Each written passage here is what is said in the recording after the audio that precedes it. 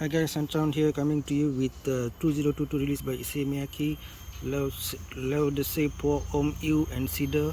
So this is what I might call my personal term for this perfume. Is a work perfume because it's all trying to flash its environmental credentials with a wooden cap, which actually looks kind of cool. Actually, it's got wooden ridges if you can see it, and then you can see the ridges. It's kind of cool. It's got this recycle bottle made of 20% some CPF, some chemical, I'm not sure what is that, but it's basically recycled bottle as well. So it's all about green and everything. That's kind of cool. But then the juice, don't forget the juice. Just like all those woke movies who are too busy putting in various representation, which is fine, which is kind of cool. You want to put in all kinds of underrepresented people and all into a role, which is, it's great actually. But it's just that you don't want to sabotage the story or forget about everything else about making a good movie, and instead just focus on workfulness or virtue signaling. So that's the kind of things a lot of companies are, I think, guilty of nowadays. We want sincere and kind of how to say, from the heart kind of effort to represent minorities and all that. So I might be wrong, but I just hope that companies don't just use all these environmental awareness and all these kind of modern thoughts for commercial intent rather than a sincere attempt at bringing society forward. This is what I think many people are against. People are not against companies being environmental friendly or including various minorities and all into their philosophy, but we just don't want that philosophy to be a superficial money grabbing thing, but we want it to be sincere. So I will not comment on whether this is a sincere effort by Issey Miyake's part, but I just am concerned that they forget the juice of it. A good movie should have a good core story regardless of all the virtue signaling that's thrown about, and the same thing, a good perfume has to have a good juice regardless of all the virtue signaling being thrown about.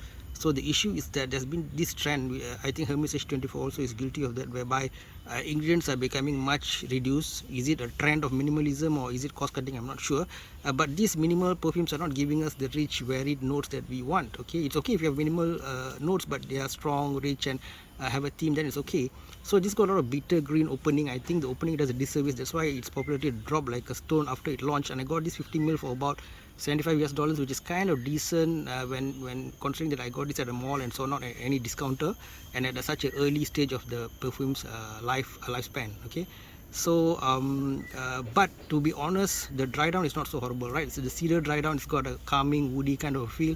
I think people who come close to you, it's a bit of a skin scent really, but people who come close to you might feel a pleasant vibe with this perfume. Okay, only the opening to me, it seems, although it contains this the nose is by Marie Salamagne.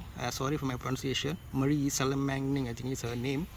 And the opening of cardamom alone, and then followed by the cedar is hiding actually, although it's a mid note, and the base is vetiver and, if I'm not mistaken, patchouli.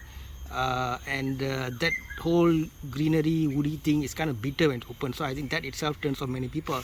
Maybe a bit more of citrus could have improved the situation, I think, to give it a bit more of the lemony feel, or a bit more sweetish tonka bean, that kind of stuff could have made this perfume more well-rounded, especially because sweetness is such a modern thing. Not to be cloyingly sweet, but just a tinge would have helped a lot for this perfume, I think.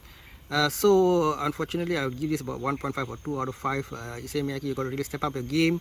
Where are the days of you being such a forerunner in the whole summer perfume pathway? You created the iconic bottle design, which Aqua di Gio and CK1 and all that sort of resemble later on, with the smoked glass bottle and all those things. And also Aqua di Gio and so on had, like, how to say, they improve on the trend you started with Leo de Se, the UZ bomb that so popular in office worldwide.